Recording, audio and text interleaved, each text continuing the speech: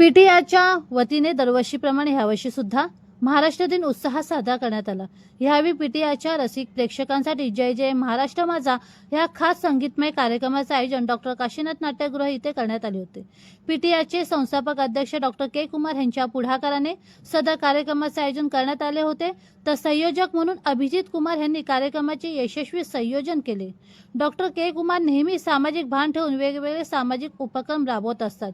या संगीतमय कार्यक्रमाची मैफिल रंगली ती भूपेंद्र भारद्वाज, IRTS वरुडे सर, वरिष्ठ पोलीस निरीक्षक, तर सत्कार मूर्ती डॉक्टर समीर राशीद, ॲक्युपंक्चर तज्ज्ञ, तसेच विशेष पाहुणे प्रसिद्ध गायक श्रीकांत नारायण, भरतभाई अशर तसेच अन्य मान्यवर उपस्थित होते।